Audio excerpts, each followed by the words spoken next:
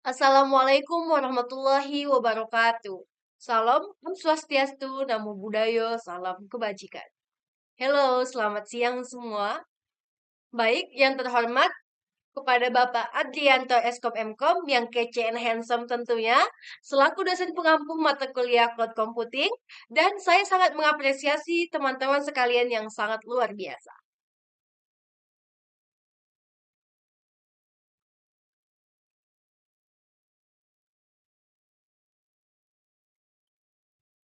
Hari ini kita melangkah bersama bukan hanya untuk mendengar, tetapi juga untuk meraih asa. Di setiap tantangan yang pernah kita terima, ada semangat yang tak akan pernah sirna.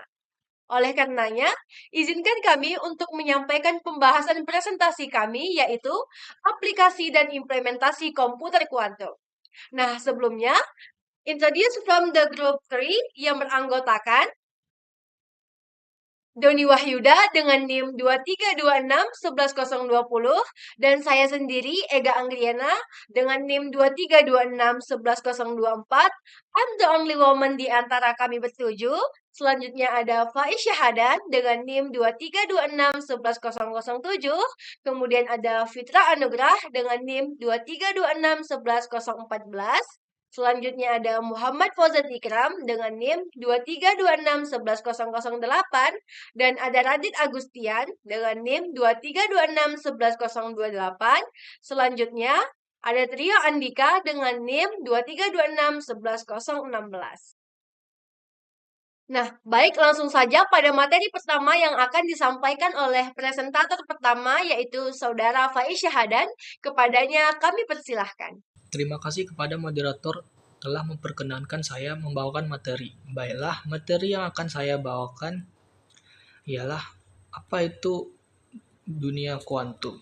Pernah kebayang nggak kalau ada komputer yang bisa menghitung ribuan kemungkinan dalam waktu bersamaan? Atau komputer yang bisa membongkar sistem keamanan digital dalam hitungan detik? Itulah kekuatan komputer kuantum. Kalau kamu merasa paham fisika kuantum, berarti kamu belum benar-benar paham dari Richard Feynman. Kali ini kita akan membahas apa itu komputer kuantum, bagaimana dia mengubah dunia dari kriptografi, AI, sampai simulasi obat, dan perkembangan paling gila dari industri komputer kuantum saat ini. Nah, apa itu komputer kuantum? Komputer tapi level dewa. Kita semua tahu komputer biasa, laptop, smartphone, atau server. Tapi komputer kuantum itu adalah komputer super futuristik yang nggak main pakai angka 0 dan 1 seperti komputer biasa. Bedanya di mana? Bedanya kalau di komputer klasik bekerja pada bit nilainya cuma 0 atau 1. Kalau komputer kuantum pakai qubit yang bisa 0, 1, atau dua-duanya sekaligus. Ya, ini yang disebut superposisi. Analogi sederhananya, bayangkan kamu masuk ke sebuah labirin komputer biasa. Masuk satu jalan atau coba satu-satu. Komputer kuantum masuk semua jalan sekaligus dan langsung tahu mana yang paling cepat keluar. Itulah komputer kuantum, bukan cuma lebih cepat, dia berpikir dengan cara yang benar-benar berbeda dan inilah yang bikin dia jadi senjata masa depan. Baiklah, sampai di sini materi yang saya sampaikan, kurang lebihnya mohon maaf, saya kembalikan kepada moderator. Oke, baik. Terima kasih kepada Saudara Faiz yang telah menyampaikan materinya. Selanjutnya akan disampaikan oleh presentator kedua, yaitu Saudara Trio Andika. Kepadanya kami persilahkan. Terima kasih kepada moderator yang telah memperkenankan saya membawakan materi dengan materi yaitu kenapa komputer kuantum itu penting. Alasan yang pertama yaitu komputer kuantum itu bisa menyelesaikan beberapa masalah yang super sulit dibandingkan komputer biasa. Komputer biasa membutuhkan ribuan tahun untuk menghitung beberapa masalah tertentu. Sedangkan komputer kuantum cuma butuh beberapa menit menyelesaikan masalah tersebut karena dia bisa mencoba banyak kemungkinan sekaligus. Analogi sederhananya yaitu kalau kita mencari satu kunci dari jutaan kunci, komputer biasa akan mencoba satu-satu, sedangkan komputer kuantum bisa menguji sekaligus. Untuk alasan yang kedua yaitu komputer kuantum dalam beberapa bidang bisa menjadi game changer atau pengubah permainan. Contohnya di kriptografi, AI mesin, penemuan obat, logistik, dan keuangan. Kalau dalam kriptografi, komputer kuantum bisa membongkar sistem keamanan data yang lama. AI dan machine learning, komputer kuantum bisa mempercepat pelatihan kecerdasan buatan. Sedangkan di penemuan obat, komputer kuantum bisa membuat simulasi molekul jauh lebih akurat.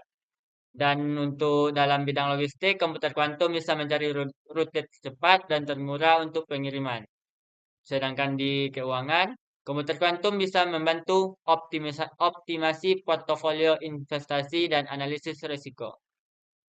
Sedangkan alasan yang ketiga yaitu komputer kuantum bukan hanya sekedar teori belaka. Dulu komputer kuantum hanya sekedar mimpi, tapi sekarang komputer kuantum bukan cuma sekedar teori. Sudah banyak perusahaan kayak IBM, Google, dan Microsoft membuat prototipenya. Bahkan beberapa sudah bisa dicoba lewat internet seperti quantum computing on the cloud. Dan juga komputer kuantum bukan cuma lebih cepat, dia membuka cara baru dalam berpikir dan memecahkan masalah. Sesuatu yang bahkan komputer biasa tidak bisa lakukan. Baiklah, itu materi yang dapat saya sampaikan. Saya kembalikan kepada moderator. Baik, terima kasih kepada Saudara Trio Andika. Selanjutnya akan disampaikan oleh presentator ketiga, yaitu Saudara Doni Wahyuda. Kepadanya kami persilahkan. Sebelumnya, terima kasih kepada moderator sudah memperkenankan saya membawakan sebuah materi. Nah, materi yang saya bawakan ialah komputer kuantum versus kriptografi. Apakah data rahasia bisa dibongkar? Dan apa itu kriptografi? Kriptografi adalah cara kita mengunci data supaya tidak bisa dibaca orang sembarangan. Contohnya, enskripsi di WhatsApp, password di internet, m-banking, dan semua transaksi online. Sistem sekarang aman karena komputer biasa lemah, contohnya algoritma seperti RSA dan ECC digunakan di hampir semua sistem keamanan. Hanya aman karena komputer bisa butuh waktu jutaan tahun untuk membobolnya. Tetapi komputer kuantum bisa menggagalkan itu semua. Artinya, data-data penting seperti transaksi keuangan, catatan medis, hingga rahasia negara bisa beresiko bocor di masa depan. Komputer kuantum bisa jadi ancaman bagi keamanan data saat ini, tapi ada peluang untuk menciptakan sistem perlindungan yang jauh lebih canggih. Ketika komputer kuantum bertemu AI, nah AI menjadi makin cerdas berkat kuantum. AI sekarang sudah hebat tapi masih terbatas. AI bisa mengenali wajah, bikin gambar, sampai ngobrol kayak manusia. Contohnya ChatGPT, Gemini, Blackbox, dan lain-lain. Tapi melatih AI butuh waktu lama dan data super besar. Komputer klasik butuh banyak tenaga dan waktu untuk melatih AI. Masuklah komputer kuantum. Komputer kuantum ini bisa memproses data jauh lebih cepat karena bisa mencoba banyak kemungkinan sekaligus. Seperti belajar lebih cepat, lebih efisien, bisa menyelesaikan masalah yang sangat rumit. Kenapa ini keren? Dengan bantuan kuantum, AI bisa jadi lebih pintar dari sebelumnya. Bahkan, untuk hal-hal sekarang, terasa mustahil. Kita bisa punya dokter digital, asisten super cerdas, bahkan mungkin sistem AI yang bisa memecahkan masalah iklim.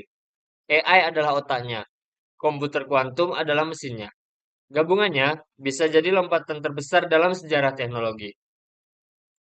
Baiklah, mungkin itu saja materi yang saya bawakan. Saya kembalikan kepada moderator. Baik, terima kasih kepada Saudara Doni Wahyuda. Selanjutnya akan disampaikan oleh presentator keempat, yaitu Saudara Radit Agustian. Kepadanya kami persilahkan. Terima kasih kepada moderator yang telah memperkenankan saya membawakan sebuah materi, yaitu materi berjudul simulasi molekuler dan material. Apa itu simulasi molekuler? Simpelnya gini, bayangkan kamu mau tahu bagaimana dua molekul berinteraksi, apakah akan menempel, bereaksi, atau menolak satu sama lainnya. Simulasi molekuler adalah cara menggunakan komputer untuk mengintip dunia atom dan molekul tanpa harus pakai tabung reaksi. Keajaiban komputer kuantum bisa menghitung interaksi atom dengan sangat cepat karena memanfaatkan superposisi entanglement. Hasilnya simulasi yang lebih akurat dan cepat bahkan untuk molekul besar dan kompleks. Ada beberapa perusahaan besar seperti IBM Quantum, Google Quantum, AI, dan D-Wave sudah menyediakan platform untuk eksperimen simulasi kimia kuantum. Dengan komputer kuantum, kita tidak hanya bermimpi menemukan obat baru atau material baru, kita langsung bisa melihat hasilnya langsung di layar komputer sebelum mencoba di laboratorium. Baiklah, sampai sini materi yang bisa saya sampaikan. Lebih dan kurangnya saya mohon maaf. Saya kembalikan kepada moderator.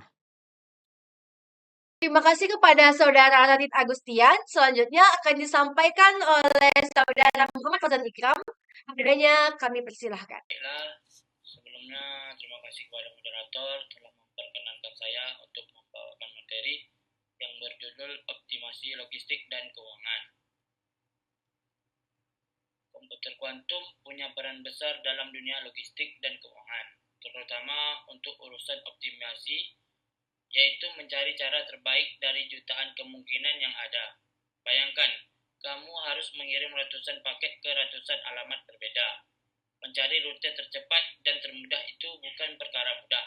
Komputer biasa butuh waktu lama untuk menghitung satu persatu. Tapi komputer kuantum bisa mengeksplor semua kemungkinan sekaligus dan langsung menemukan jalur paling efisien. Di dunia nyata, perusahaan logistik seperti DHL, FedEx mulai bereksperimen dengan teknologi ini untuk menghemat waktu dan biaya pengiriman. Di sisi lain, sektor keuangan seperti bank dan manajer investasi juga mulai menggunakan komputer kuantum untuk menyusun strategi investasi terbaik, memprediksi resiko pasar, hingga mendeteksi transaksi mencurigakan. Dengan kemampuan luar biasa ini, komputer kuantum bisa membuat keputusan bisnis menjadi lebih cepat, lebih cerdas, dan tentu saja lebih hemat. Baiklah, sampai di sini materi yang saya sampaikan. Kurang lebih mohon dimaafkan. Saya kembalikan kepada moderator. Terima kasih kepada Saudara Muhammad Fazan Ikram. Selanjutnya akan disampaikan oleh presentator terakhir, yaitu Saudara Fitra Anugrah. Kepadanya kami persilahkan. Terima kasih kepada moderator sudah memperkenankan saya membawakan materi. Materi yang akan saya bawa yaitu perkembangan terbaru di dunia komputer kuantum. Dulu teori, sekarang sudah menjadi kenyataan. Dulu komputer kuantum cuma terdengar seperti ide gila dari film science fiction, tetapi sekarang teknologi ini sudah menjadi atau sudah mulai menjadi kenyataan. Perusahaan-perusahaan besar seperti IBM, Google, Microsoft, dan Amazon berlomba-lomba mengembangkan komputer kuantum yang semakin stabil dan bisa digunakan untuk menyelesaikan masalah nyata. Bahkan sekarang kita sudah bisa menguji komputer kuantum lewat internet melalui layanan cloud seperti IBM Quantum Experience. Beberapa pencapaian besar pun sudah terjadi. Google misalnya mengklaim telah mencapai quantum supremacy, momen di mana komputer kuantum berhasil menyelesaikan tugas yang mustahil dilakukan oleh komputer biasa dalam waktu yang wajar. Selain itu, startup seperti IonQ, Rigetti, dan Si Quantum juga ikut memanas persaingan dengan pendekatan teknologi yang unik, dari qubit berbasis ion hingga foton. Pemerintah dan universitas pun ikut serius berinvestasi. Negara-negara seperti Tiongkok, Amerika, dan Jerman sudah membentuk pusat riset kuantum nasional. Di Indonesia, meski masih di tahap awal, beberapa universitas mulai mengenalkan topik kuantum